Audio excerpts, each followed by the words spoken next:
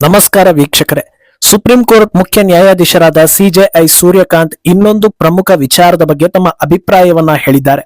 ಭಾರತದ ಇತಿಹಾಸದಲ್ಲೇ ಈವರೆಗೆ ನಡೆಯದ ವಿಚಾರ ಇದಾಗಿದ್ದು, ವೋಟ್ ಅನ್ನ ಯಾಕೆ ಕಂಪಲ್ಸರಿ ಮಾಡಬಾರದು ಅನ್ನೋ ಪ್ರಶ್ನೆ ಕೇಳೋ ಮೂಲಕ ದೊಡ್ಡ ಮಟ್ಟದ ಚರ್ಚೆಗೆ ದಾರಿ ಮಾಡಿಕೊಟ್ಟಿದ್ದಾರೆ.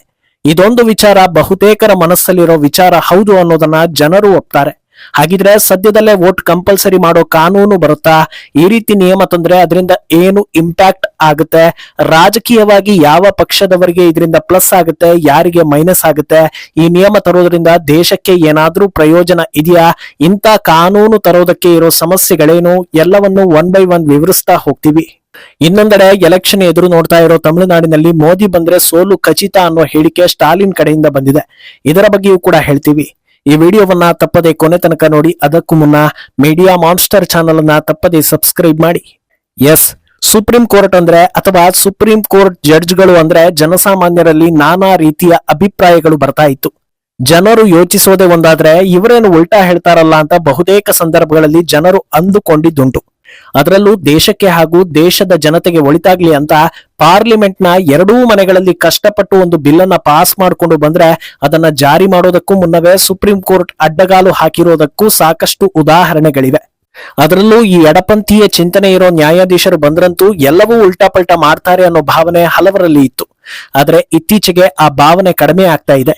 ಕಾರಣ, ಪ್ರಸ್ತುತ ಸಿಜೆಐ ಸೂರ್ಯಕಾಂತ್ ಯಾವುದೇ ವಿಚಾರವನ್ನ ತಗೊಂಡ್ರು ಅದರಲ್ಲಿ ಬಹುತೇಕ ಜನರು ಯಾವ ರೀತಿ ಆಲೋಚನೆ ಮಾಡ್ತಾರೋ ಅದೇ ರೀತಿ ಯೋಚಿಸಿರ್ತಾರೆ ಅಥವಾ ಜನಪರವಾದ ಅಭಿಪ್ರಾಯಗಳನ್ನೇ ಹೊರ ಹಾಕ್ತಾ ಬಂದಿದ್ದಾರೆ. ಈಗ ವೋಟಿಂಗ್ ವಿಚಾರದಲ್ಲಿ ಅವರು ನೀಡಿರೋ ಹೇಳಿಕೆ ಎಲ್ಲರನ್ನ ಅಚ್ಚರಿಗೊಳಿಸ್ತಾ ಇದೆ.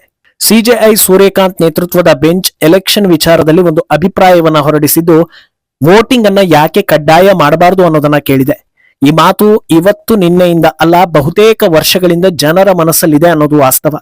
ಇಂಥದ್ದೊಂದು ನಿಯಮ ತರ್ತಾರೆ ಅಂದ್ರೆ ಆಗ ಪ್ರಜಾಪ್ರಭುತ್ವ ವ್ಯವಸ್ಥೆ ಸಂಪೂರ್ಣ ಆಗುತ್ತೆ ಅನ್ನೋದು ನಿಜ. ಪ್ರತಿ ಸಲವೂ ರಾಜ್ಯಗಳಲ್ಲಿ ಅಥವಾ ದೇಶದಲ್ಲಿ ಹೊಸ ಸರ್ಕಾರ ತಲೆ ಎತ್ತಿದಾಗ ಅಥವಾ ಇರುವ ಸರ್ಕಾರವೇ ಮುಂದುವರಿಯುವಾಗ ದಿನಗಳು ಕಳೆದಂತೆ ಜನರಿಗೆ ಅಸಮಾಧಾನಗಳು ಶುರುವಾಗುತ್ತೆ. ಅದು ಸರಿ ಇಲ್ಲ, ಇದು ಸರಿ ಇಲ್ಲ ಅಂತ ದನಿ ಏರಿಸ್ತಾರೆ. ಈ ರೀತಿ ದನಿ ಏರಿಸುವವರ ಪೈಕಿ ಬಹುತೇಕರು ವೋಟಿಂಗ್ ದಿನ ಚಕ್ಕರ್ ಹಾಕಿರ್ತಾರೆ. ನಿಮ್ಮ ಹಕ್ಕನ್ನೇ ನೀವು ಚಲಾಯಿಸಲಿಲ್ಲ ಅಂದಮೇಲೆ ಯಾರನ್ನ ದೂರಿ ಏನೂ ಪ್ರಯೋಜನವಿಲ್ಲ ಅನ್ನೋದು ವಾಸ್ತವ. ಅದರಿಂದ ವೋಟಿಂಗ್ ಕಂಪಲ್ಸರಿ ಮಾಡೋದಾದ್ರೆ ಅದು ಸರಿಯಾದ ನಿಲುವು ಅನ್ನೋದ್ರಲ್ಲಿ ಯಾವ ಅನುಮಾನವೂ ಇಲ್ಲ. ಇನ್ನು ವೋಟಿಂಗ್ ಕಂಪಲ್ಸರಿ ಆಗೋದ್ರಿಂದ ಯಾವೆಲ್ಲ ಅಕ್ರಮಗಳಿಗೆ ಬ್ರೇಕ್ ಬೀಳುತ್ತೆ ಅನ್ನೋದನ್ನ ನೋಡ್ತಾ ಹೋದ್ರೆ ಸದ್ಯದ ಮಟ್ಟಿಗೆ ಕೆಲವರು ಎಲೆಕ್ಷನ್ ಗೆಲ್ಲೋದಕ್ಕೆ ಬಹಳ ಅಚ್ಚುಕಟ್ಟಾದ ಪ್ಲಾನ್ ಮಾಡ್ತಾ ಇರ್ತಾರೆ. ಉದಾಹರಣೆಗೆ, ಯಾವ ವರ್ಗ ಯಾವ ರೀತಿಯ ಜನರು ಈಸಿಯಾಗಿ ನಮಗೆ ವೋಟ್ ಹಾಕ್ತಾರೆ ಅನ್ನೋದನ್ನ ಕಂಡುಕೊಂಡು ಅಂತವರಿಗೆ ಮಾತ್ರ ಮಣೆ ಹಾಕೋದು. ಬಹಳ ಲೆಕ್ಕ ಇಟ್ಟು ಇಂತಿಷ್ಟು ವೋಟ್ ಬಿದ್ರೆ ನಾವು ಆರಾಮಾಗಿ ಗೆಲ್ಲಬಹುದು ಅನ್ನೋ ಕನ್ಕ್ಲೂಷನ್ಗೆ ಬರ್ತಾರೆ. ಈ ಪ್ಲಾನ್ ನಲ್ಲಿ ಹಿಂದಿನ ದಿನ ಹಣ ನೀಡೋದ್ರಿಂದ ಹಿಡಿದು ಓಲೈಕೆ ಮಾಡೋ ತನಕ ಇರುತ್ತೆ. ಇಂಥ ಸಂದರ್ಭದಲ್ಲಿ ವೋಟ್ ಕಂಪಲ್ಸರಿ ಇಲ್ಲ ಅಂದ್ರೆ ಯಾರು ಅಧಿಕಾರದ ಆಸೆಗೆ ಬಿದ್ದು ಎಲೆಕ್ಷನ್ಗೆ ನಿಂತಿರ್ತಾರೋ ಅಂತವರ ಕೈಗೆ ಅಧಿಕಾರ ಸಿಕ್ಕಿಬಿಡುತ್ತೆ. ಆಮೇಲೆ ಅದು ಸರಿ ಇಲ್ಲ, ಇದು ಸರಿ ಇಲ್ಲ ಅಂತ ಬೊಬ್ಬೆ ಹೊಡೆಯೋದನ್ನ ಬಿಟ್ಟು ಮುಂದಿನ 5 ವರ್ಷಗಳ ಕಾಲ ಜನರಿಗೆ ಬೇರೆ ಆಪ್ಷನ್ ಇರೋದಿಲ್ಲ. ಇನ್ನು ವೋಟ್ ಕಂಪಲ್ಸರಿ ಆಗಿಲ್ಲ ಅಂದ್ರೆ ಅದು ಸಂಪೂರ್ಣ ಜನಾಭಿಪ್ರಾಯ ಆಗೋದಿಲ್ಲ ಅನ್ನೋದು ಕೂಡ ಅಷ್ಟೇ ಸತ್ಯ.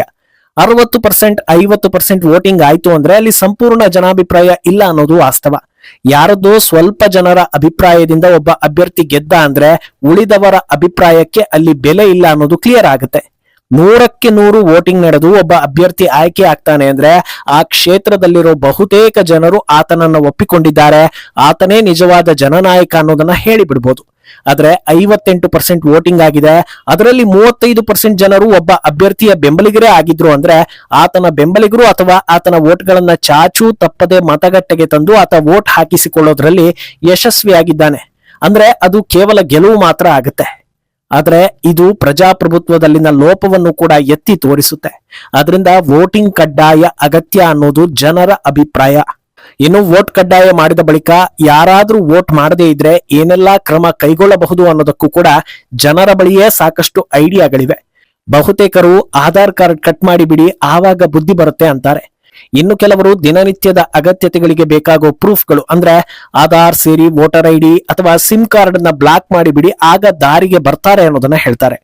ಇನ್ನು ಬಹುತೇಕ ಕೇಸ್ಗಳಲ್ಲಿ ಶ್ರೀಮಂತರು ವೋಟ್ ಮಾಡೋದ್ರಲ್ಲಿ ಹಿಂದೆ ಬಿದ್ದಿದ್ದಾರೆ ಅನ್ನೋದು ಕೂಡ ವಾಸ್ತವ.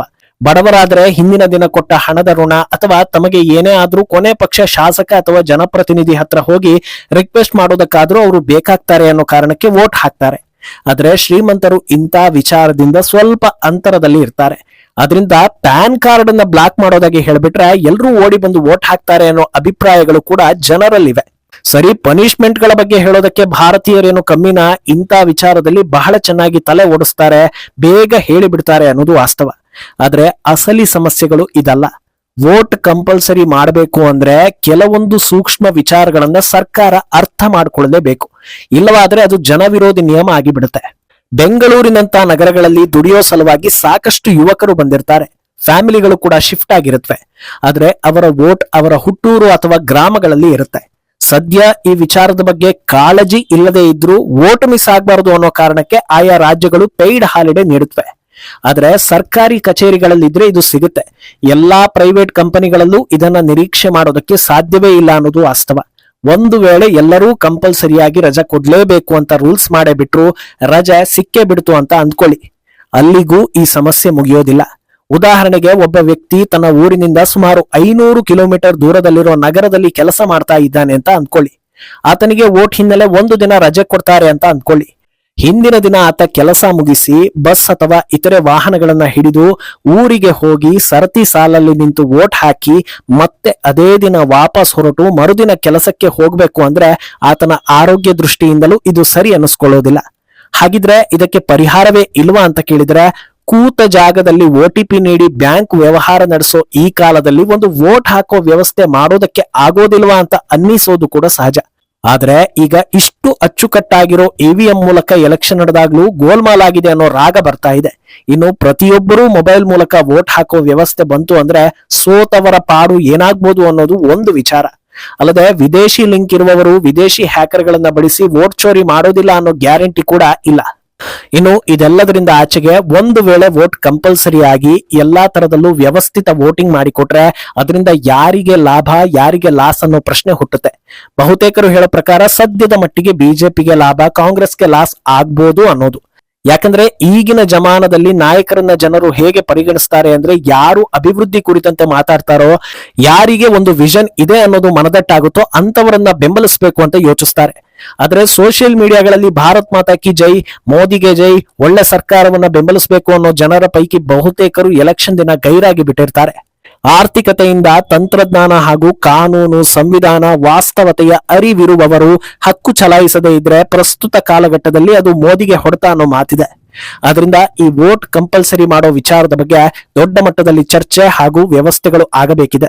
ಇನ್ನೊಂದೆಡೆ ತಮಿಳುನಾಡಿನ ಎಲೆಕ್ಷನ್ ಹಿನ್ನೆಲೆ ಪ್ರಧಾನಿ ಮೋದಿ ಹಲವು ವಿಸಿಟ್ಗೆ ಪ್ಲಾನ್ ಮಾಡ್ಕೊಂಡಿದ್ದಾರೆ. ಇದಕ್ಕೆ ಪ್ರತಿಕ್ರಿಯಿಸಿರೋ ಸಿಎಂ ಸ್ಟಾಲಿನ್, ಮೋದಿ ಹೆಚ್ಚಿಗೆ ವಿಸಿಟ್ ಮಾಡಿದ್ರೆ ಅದರಿಂದ NDAಗೆ ಹೊಡೆತ ಬೀಳುತ್ತೆ. ಮೋದಿ ಎಲೆಕ್ಷನ್ ಟೈಮ್ ನಲ್ಲಿ ಮಾತ್ರ ಬರೋದು ಅನ್ನೋದು ಜನರಿಗೆ ಗೊತ್ತಾಗಿದೆ. ನಮ್ಮ ಊರನ್ನ ನಮ್ಮಿಂದ ಬಿಟ್ರೆ ಮತ್ತಾರ ಕೈಯಲ್ಲೂ ಉದ್ಧಾರ ಮಾಡೋದಕ್ಕೆ ಆಗಲ್ಲ.